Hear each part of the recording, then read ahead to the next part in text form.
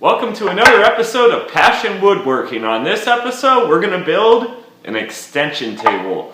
Take care of all of those low capacity rip problems, and it's just going to look nice.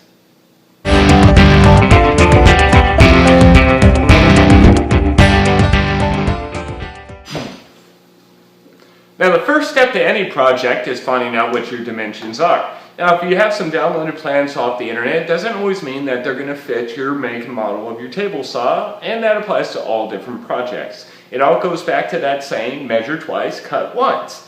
It is going to save you a lot of time and headache down the road if you do your proper measuring.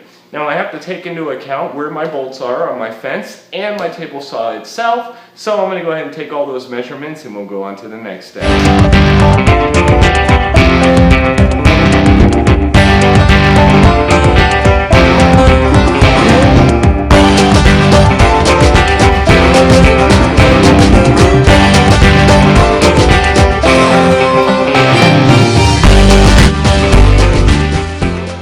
Okay folks, I'm done with my measurements. So now what I'm going to do is I'm going to get my stock, I'm going to cut that down into 2-inch strips. Now the thing about the measuring, if you don't have SketchUp like I don't, I have one of these pads. It's a grid pad. It makes it a lot easier when I'm doing my measurements to use a ruler and put all my fine measurements in there just like you would for a drafting class. Now the stock that I'm going to be using is in pine 2x10. I have a 2x4 sitting for backup just in case I don't have enough stock. And then back here I have a couple old shelves that have melamine on top of them, and I'm going to be using that for the top panel. So let's go ahead and start cutting down our strips for the frame itself.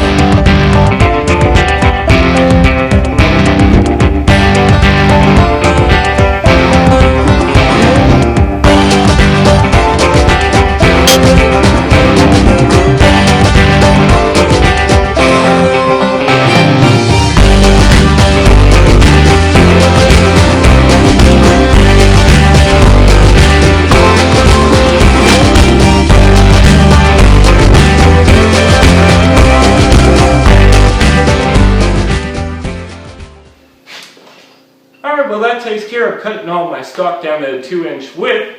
The next step that I'm going to take is to use a hand plane to make sure the top of the table itself, the frame, is going to be nice and flat so my work doesn't get caught. After that, I'm going to go ahead and drill all the holes for the bolts and recess in the ones that are going to fit on the table itself and cut them all to length. Now when I cut the frame pieces to length, I'm going to leave them just a little bit longer, a couple of eighths of an inch.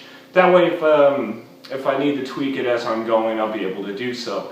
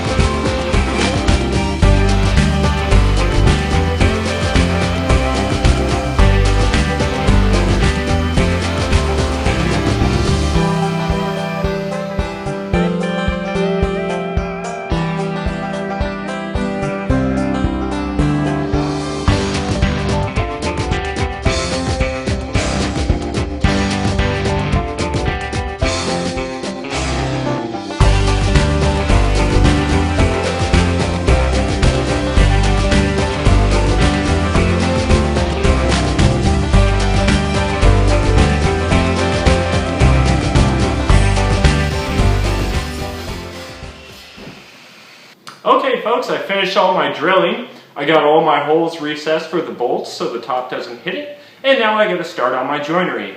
Now there's a couple ways that you can joint wood together. There's a 45-degree cut and there's a lap joint. There's a couple other ways, but I'm going to choose to do a lap joint. Now a lap joint is where the wood overlaps one another, and you do that with a rabbet on each board. Now the difference between a dado and a rabbet is a dado is a groove going down the center of a board, and a rabbet is a groove on the outside of a board. So you cut 2 rabbets for a lap joint. So I'm going to go ahead and cut all my stock down, and then I'm going to start cutting my rabbets.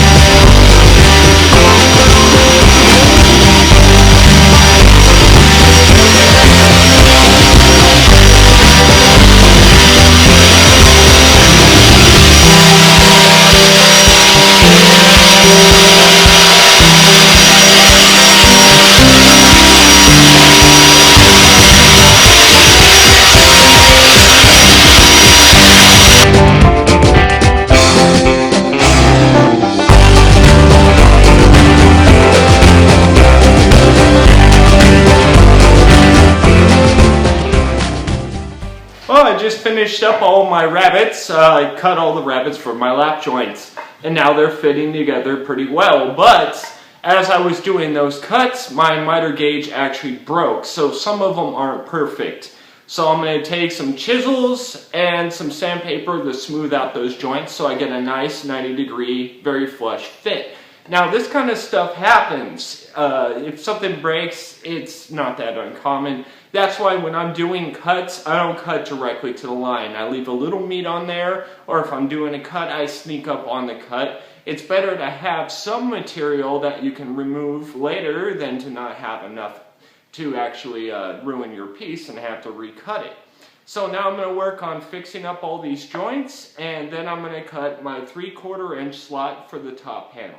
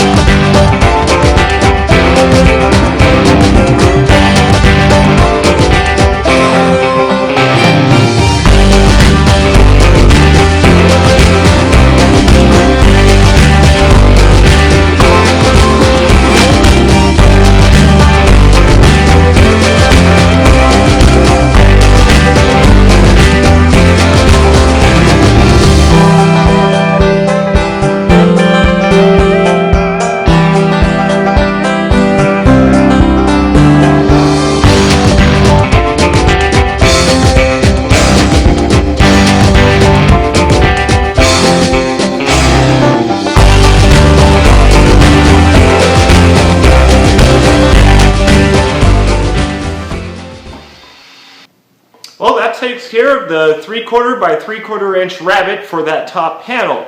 Now I'm going to start assembly on the frame itself.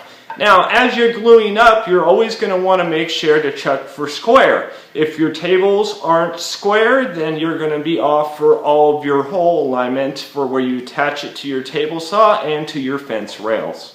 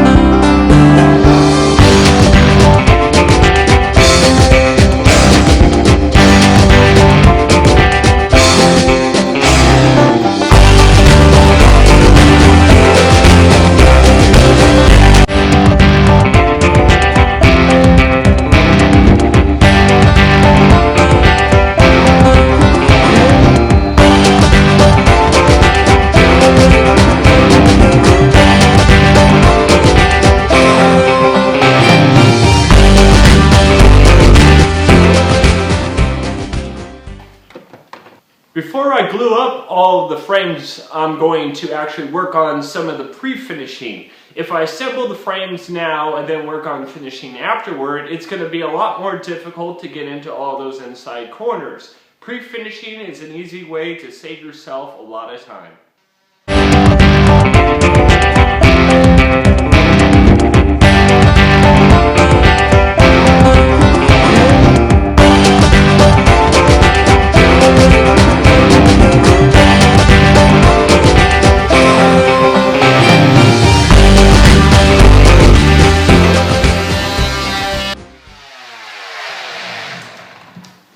Well, that's it for pre-finishing. Now I can go ahead and assemble all the pieces for the frames.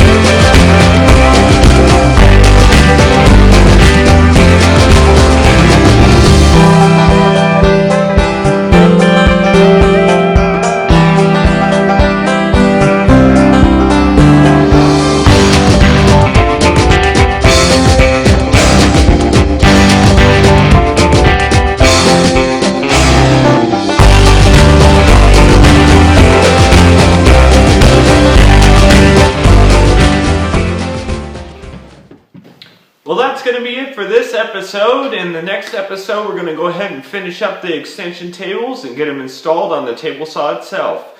Until then, I'll see you next time. Thank you for watching. Please remember to like, comment, and subscribe if you enjoy watching Passion Woodworking. And as always, stay passionate.